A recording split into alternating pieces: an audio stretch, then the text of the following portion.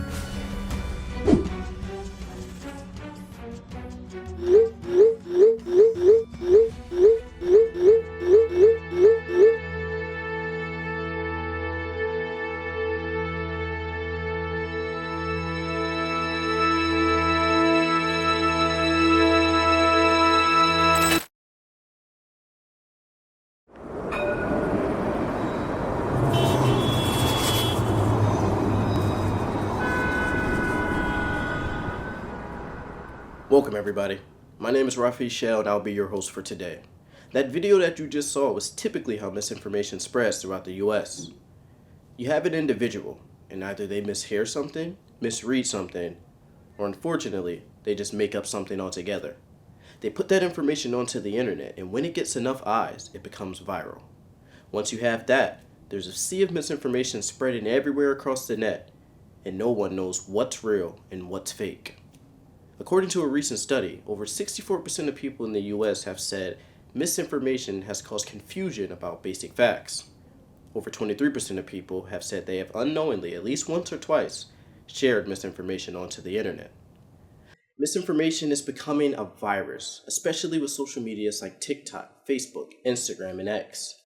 So the question of the day is, how do we combat that virus? And what better place to go to in Cambridge than CCTV Cambridge, a place where media meets community.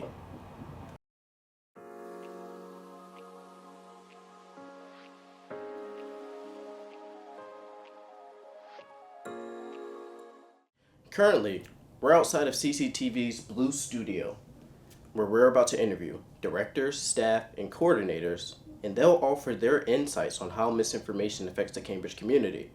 They'll also offer an outlook on what they think the future holds.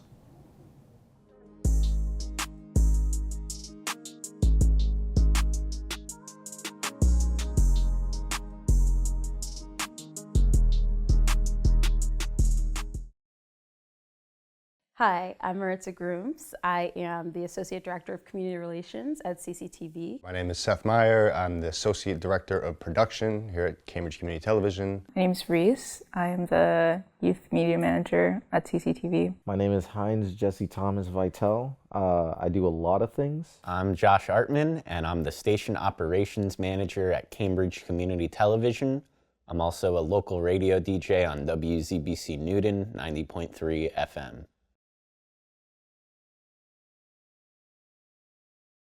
I get most of my news through Facebook, social media. I get a lot of news stories that people send me.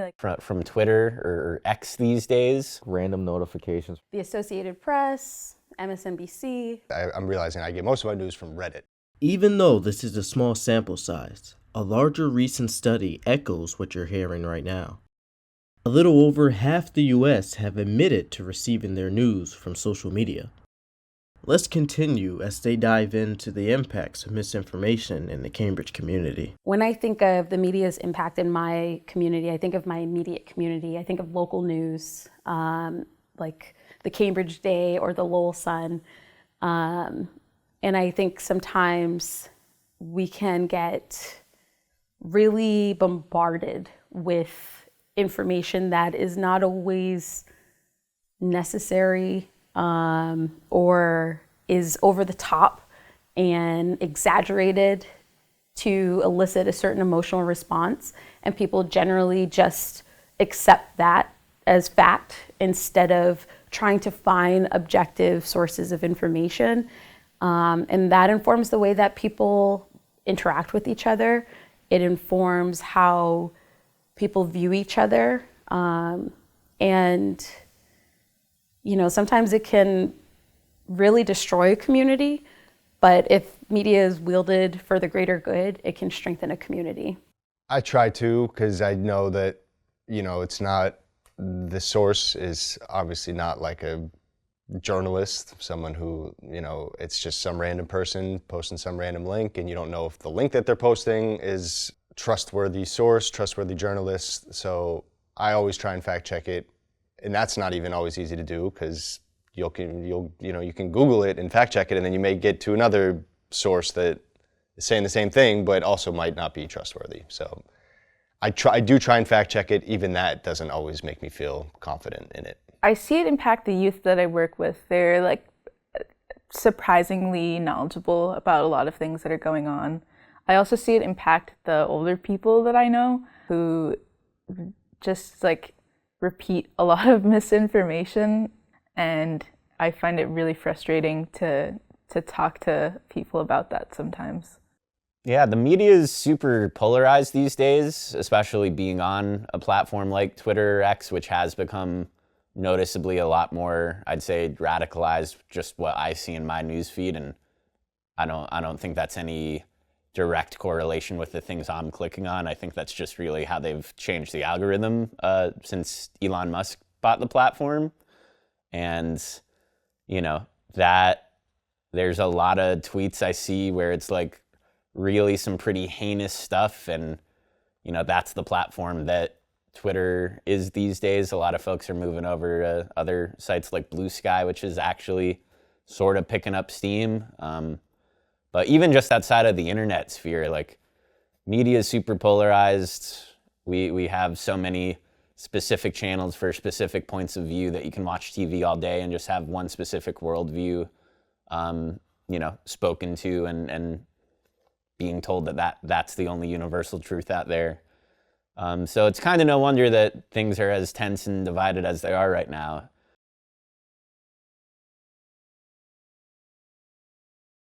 I think the way that media is, it's so like it's such on a large scale. Like you can't control that. Like you gotta be prepared and aware. Like just know that there's a chance that someone could be lying to you. I don't know if there's any solutions that I know for sure like totally are gonna happen, but I think a good hypothetical or potential solution could be folks getting more engaged on the local community level. I can't readily say that I see a quick solution to any kind of misinformation. I think that there needs to be some regulations put on like major mainstream media sources. But a lot of people get their information from podcasts or TikTok or Twitter. I'm not calling it its new name. I will never.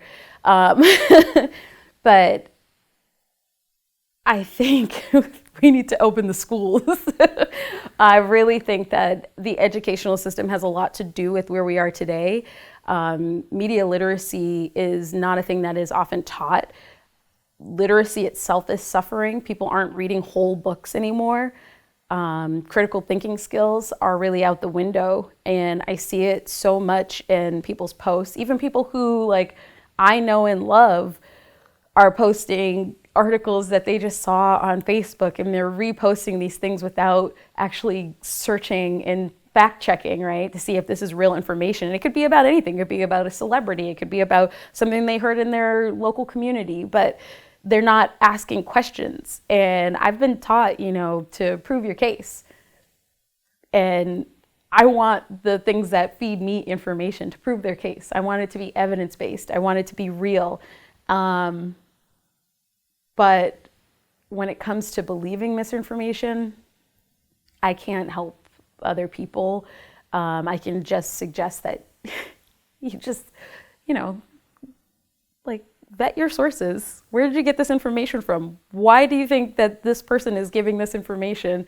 And is that the agreed upon general objective view of every source that this information is coming from? But misinformation, what can we do to stop it? Regulate it. That was absolutely some great insight by our friends at CCTV. And based on what they said, we could actually begin to start putting together a solution on how to combat against misinformation. But we're not done just yet. We want to take you to a place that can offer you a different perspective on how to fight the plague. We want to take you to a place that can offer you a different outlook on the future. What better place to go to than MIT Media Lab, a place where media meets innovation.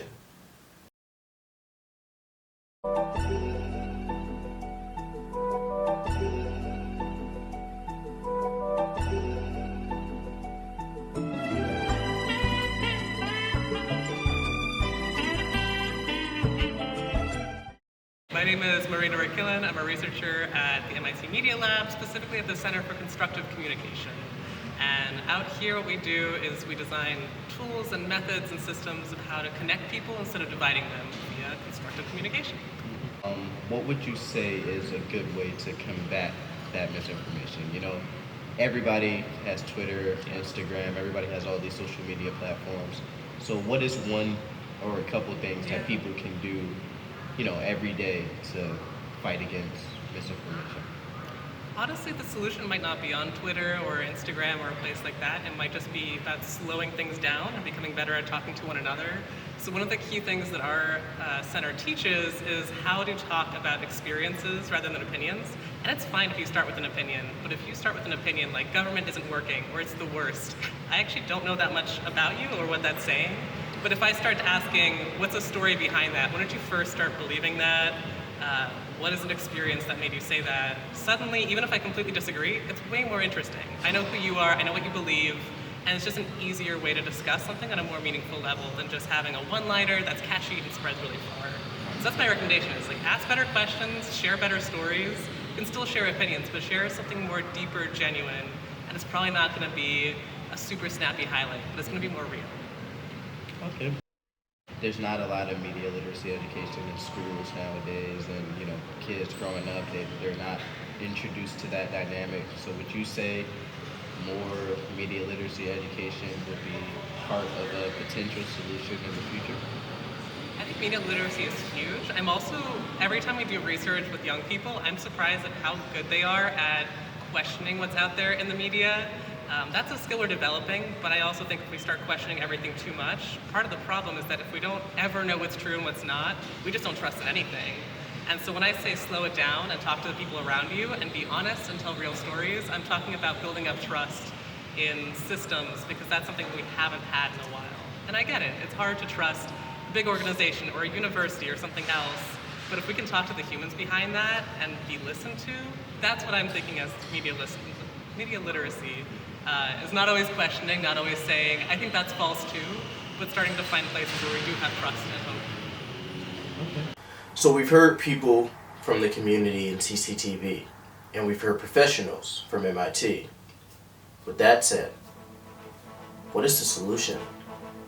Well, we put together all of our data, and we decided that the solution is you. As we move forward with an expanding ecosystem of news outlets, we have to be careful of how we consume our media, as misinformation can affect our perspectives on everything. Social media has been growing more addictive, and as a result, we have to be more cautious about it.